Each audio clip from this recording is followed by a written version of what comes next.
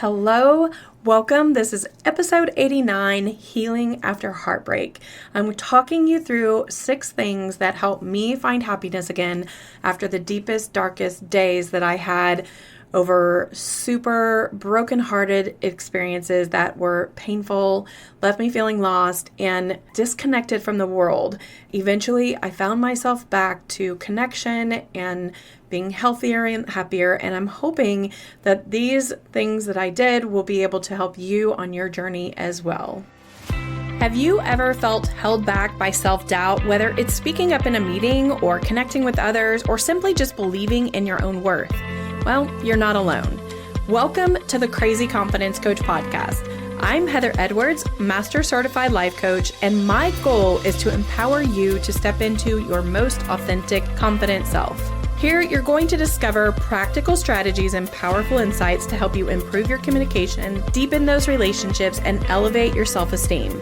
And each week, I'm going to guide you through some actionable tips and mindset shifts that are specifically designed to help you break free from fear, show up boldly in every area of your life, and build crazy confidence. Are you ready to stop hiding in the shadows, playing small, and avoiding the spotlight? Grab your favorite pen and a notebook, and let's get to it.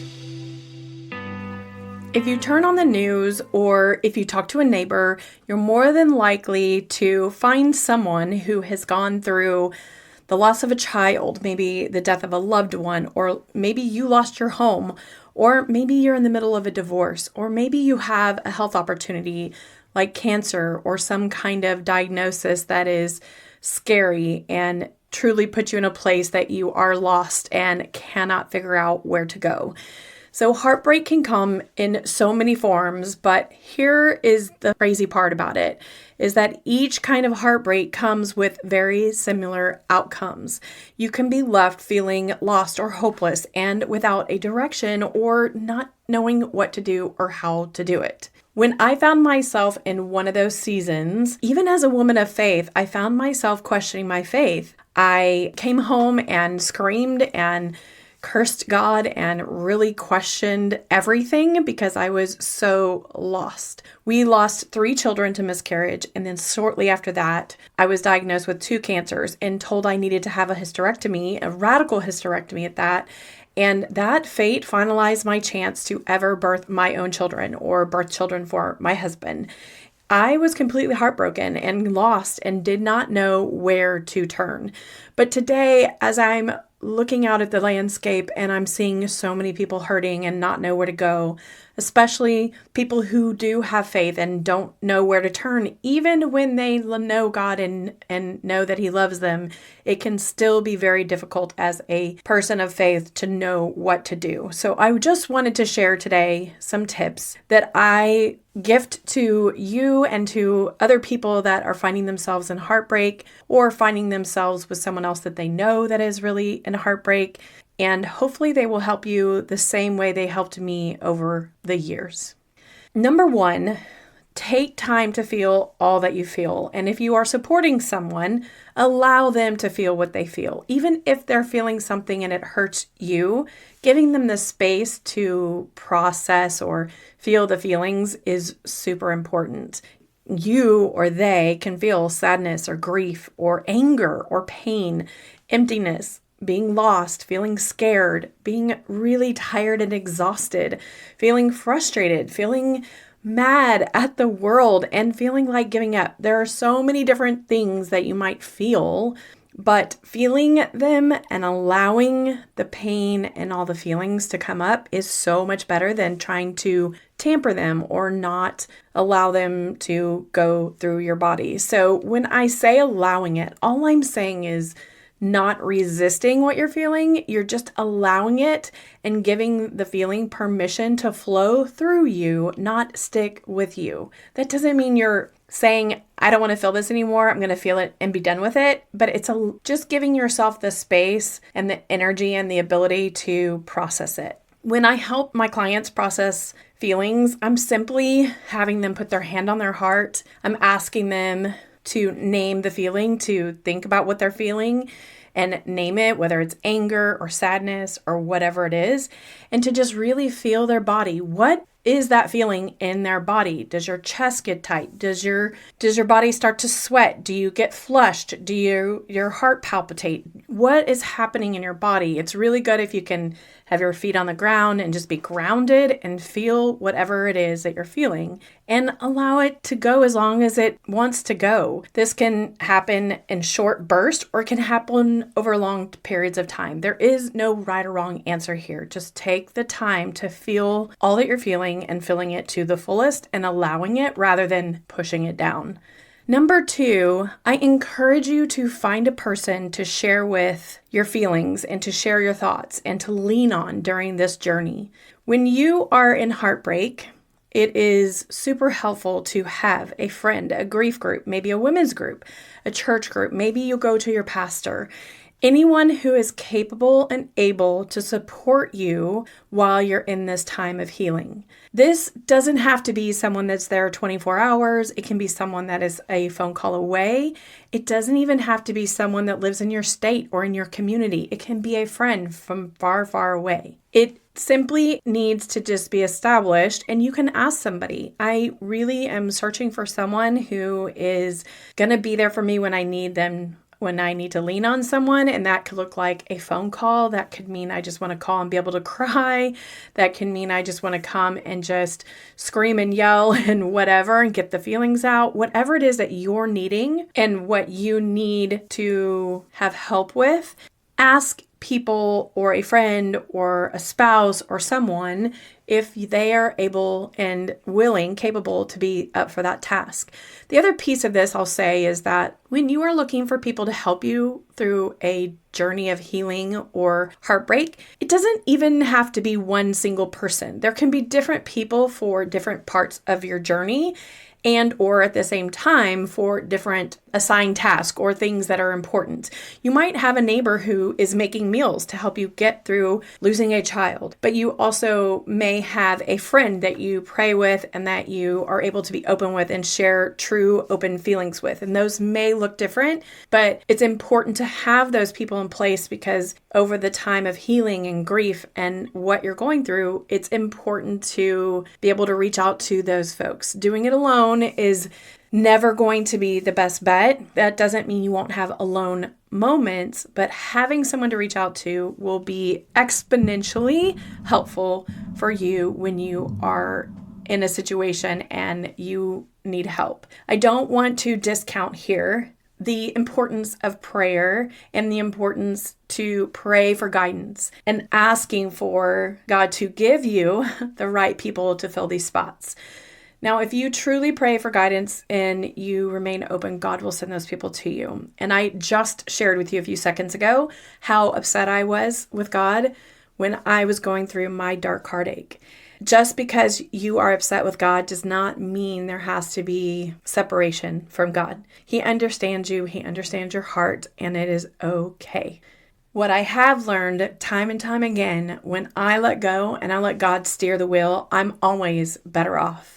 It doesn't mean I have to understand it, which is something I still don't understand, our situation with children, but I know that one day I will understand it better. It's okay that I don't have the answers now. He doesn't promise that you'll understand. He doesn't promise that you'll understand the answers, and that is very difficult, but it is okay. Next, I would say you want to seek rest and restoration.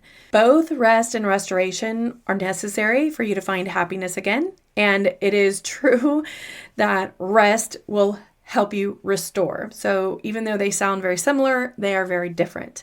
One, rest, getting good sleep. Ladies, if you are listening, women need more sleep than men. That has been proven.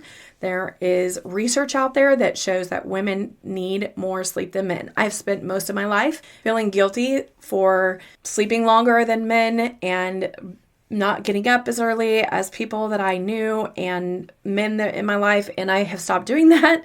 I now know that I just need different types of rest.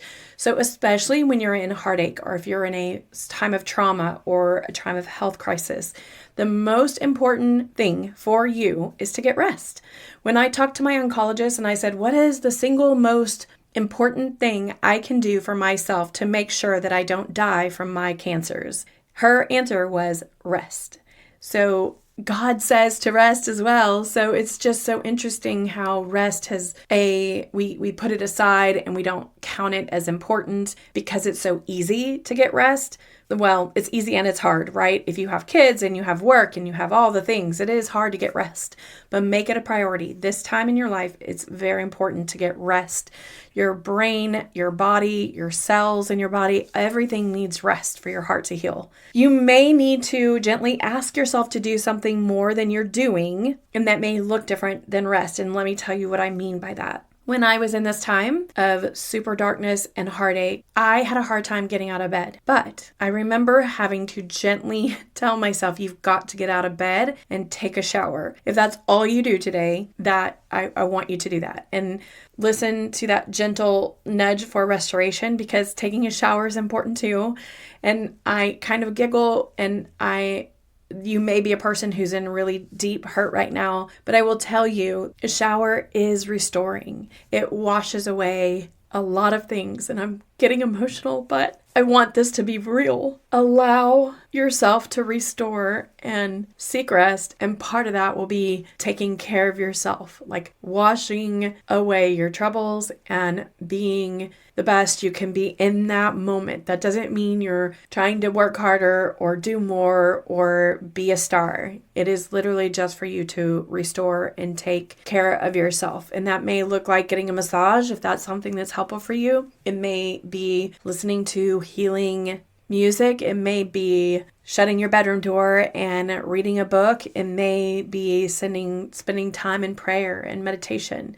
You and only you know what rest and relaxation and restoration is helpful for you. And if you're having a hard time getting that because you have children and you need to get more rest, then this is a time that you can step up and ask other people for their help. If they're not capable of doing a whole day, maybe they're only able to do an hour. An hour is better than nothing. Do what you can. The more you honor your body, take time for your body, the more time you take to heal through rest and restoration, the faster your brain will be able to process and heal whatever the heartache is that you have. And this isn't a race. We're not looking to race to healing and race to happiness.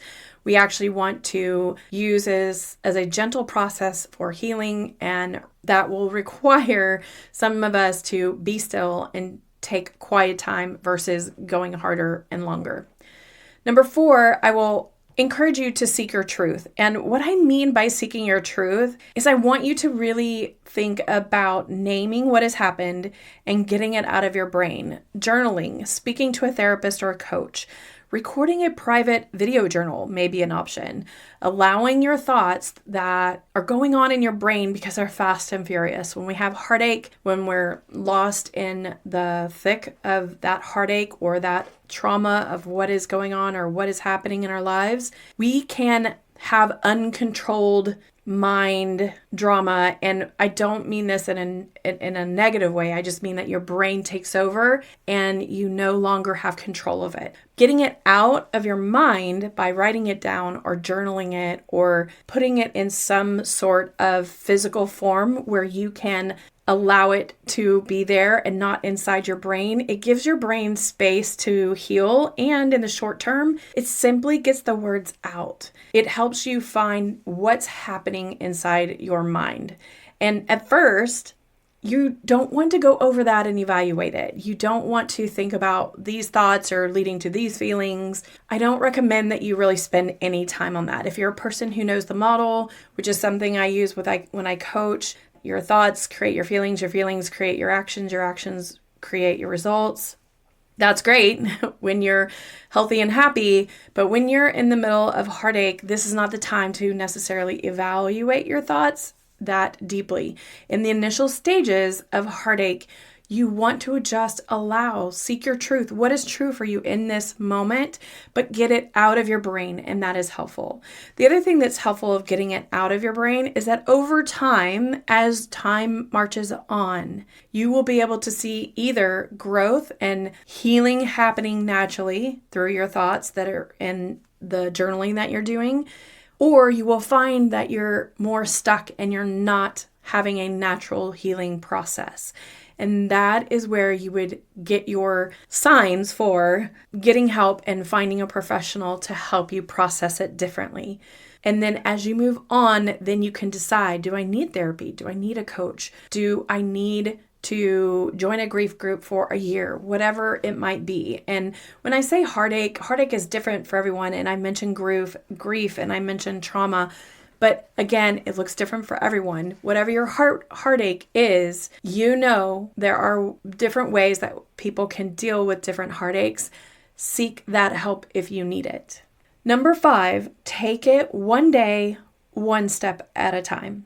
Healing takes time. Grief and pain from events, trauma, hurts, heartbreak, they can all just sneak up on you even after you've processed them. It can feel like a tsunami long after you think you're okay. I have had moments in my life where I am literally years away from my biggest heartaches. And then one day something smacks me, whether it's experiencing it through someone else or being triggered, some sort of trauma triggers me into feeling a certain feeling. There are so many ways that the journey can take 2 steps forward and then 10 steps back. So take it one day at a time, take it one step at a time. I just encourage you not to get frustrated if you do take 1 step forward and 3 back, or 5 steps forward and 1 back. Whatever it is, take time. Just understand that there are times that these waves of disappointment and pain will come from something that we just aren't prepared for, and they can make you feel like you want to run away, or maybe you'll have a panic attack, or racing thoughts, or unexplained body tremors, shaking, or body flushing and sweating. Those things are all very normal. There is nothing wrong with you if this happens. Thankfully, over time, you're going to get more familiar with your own personal reactions, and you will also get better and better at using tools for yourself on how to navigate those things that happen for you. If you feel stuck and you want help with how to do that and how to process it, and want a coach that can help you learn how to process things, I'm here. I can do that for you. Number 6, try to take note of the small blessings every single day. When we have heartache, it is super hard to see that anything is going well, that anything is going right, that there's anything to be thankful for, that there's anything that is worth noticing. There are so many things that are around us that are beautiful and enlightening and will help you in your darkest days if you simply just take notice. When I was in my darkest days, and even sometimes now, I kept a journal and jotted down 3 things I was thankful for each and every day. Now, I say each and every day, and I want to tell you, there were some days I had to repeat what I said the day or week before because I didn't feel like there were any blessings in that current day. I also missed a few days writing down what 3 things I was thankful for. This isn't about being perfect. This isn't about, I have to write 3 things down, even though I don't really believe them. This is simply a way to train your brain to look for and find things to be thankful for. It's kind of like a little game. If you get up in the morning, finding something that is really good for you, it could be the sheets. I bought some really nice linen sheets and they just feel good to be in. And when you are filled with heartache, being in bed and getting good rest could be the only thing that you're thankful for that day. There are just a million different ways that you can look at being thankful. It could be being thankful that somebody brings you food or that somebody sent you a nice text. You just sometimes have to really look for them when your brain is in the middle of feeling heartbroken and devastated. So understand you are in a season of life. If you are in heartbreak right now, if you're for whatever reason, something has happened that has torn your heart out, this looks very different than other times in your life, but it is a season and you will get through it. It may take literally counting the hours, the minutes, the days, the steps. It may just be 1 foot in front of the other. That's okay. Give yourself the grace and the permission to do it your way. You don't have to do it the way anyone else is doing it. You don't have to let anybody else know how you're doing it. I didn't for years. I didn't even share with my husband. There were a lot of things that I didn't share initially because they were my own. And that's okay too, because I'm 99% sure that he grieved and he had heartache in his own way through this entire process that we lived together. And that's okay. That doesn't mean we don't have a good relationship. Doesn't mean that we did it wrong. It doesn't mean we did it right. We just did it the way we knew how at the time. And I'm telling you right now, all you can do is the best that you know how, where you are today, and allow the other people around you to do the same. The last thing that we want to do is have blame or shame for how we are dealing with something and how we're not. I once heard someone who was saying that a particular woman needed to not grieve anymore for her loss, her miscarriage that she had the year before. And I just gently told that person, hey, everybody's going to grieve different. She'll never get over it. It's okay that she never gets over it. It's okay that she's still grieving a year later. So it's okay for you to do it however you need to do it. If you need support, I am here. I am fully in belief that you are able to do this. If you or someone you know has experienced unimaginable heartbreak, I just want to say that I am sincerely so sorry for whatever it is that is breaking your heart at this time. And from the bottom of my heart, I feel you. I will pray for you and for your healing. When I started my coaching business, this was my why. I was in such a dark place and I could not see the light. I wanted to help people find healing and happiness again, just like I did. And I know that it's possible. I know it can happen. But I do want to share something with you. Just because you go through healing does not mean that heartache will go away completely. They can coexist together, but they can coexist in a way that is more peaceful and doesn't leave you without happiness and joy. So I encourage you to hug yourself if no one else is around you, and to know that I'm here if you want coaching, if you want guidance, if you want someone to help you on how to just process the emotions that you're having. Depending on what it is you're going through, they may be feelings and thoughts that no one else around you has had before. At the time that I had my experiences, there was no one I knew at that time that had gone through what I had gone through. And even today, I can only count a few people on hand that have really gone through everything I went through.